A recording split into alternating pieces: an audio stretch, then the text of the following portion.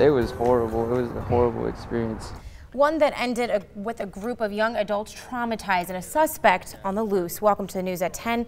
I'm Alex Livingston. And I'm Brian Holmes. We are continuing to follow a bizarre scenario out of Owyhee County tonight. The sheriff's office investigating a kidnapping and officer impersonation reported late last night at Jump Creek Falls. Investigators say a man approached a group of people, told them he was a police officer, and zip-tied their hands behind their backs. Our Morgan Boydston talked to some of the victims, and she has this terrifying story. Morgan?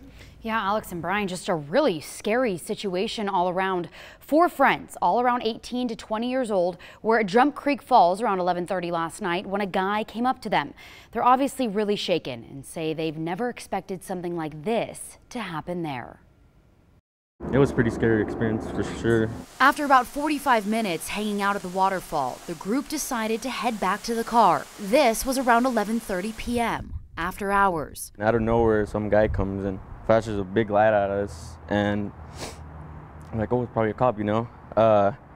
And he's like, oh, you guys are not supposed to be out here, it's past 9. Isaiah Sanchez and Juan Cortez saw some type of badge hanging from the man's neck, and they asked if he was a cop. And he was like, are you a cop? And he's like, of course I'm a cop. Like, he kind of like doubted himself a little bit, like how he said it. He told us one at a time, you know, we got to follow the rules for the cops. Turn around, he zip-tied us, we were zip-tied, and he did it hard. It wasn't gentle. They say the man asked for their IDs, and their friend told him hers was in her car.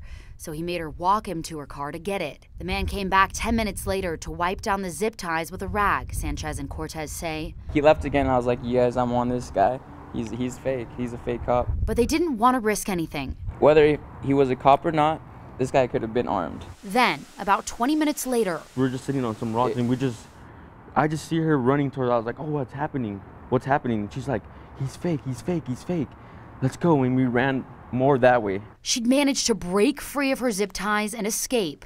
They say they all ran up into the hills, doing everything they could to break loose. We were just falling, and like we have all these scratches, all these cuts in our like hands. Rather than continue trying to take flight, they decided to fight and turned back down the trail. We're gonna go to the car and get Casino and call the cops. That's our main goal. When they got back, the suspect was gone. I think his intentions were probably to rob us. When he came up to us, he asked what we had on us and what was in our backpacks. The sheriff's office said they hadn't received any recent reports of someone else impersonating a police officer before Thursday's incident, but they will be increasing patrols in the area. Owyhee County sheriff's officers say they got to Jump Creek Falls around 2 a.m., cut the ties off, and interviewed the victims.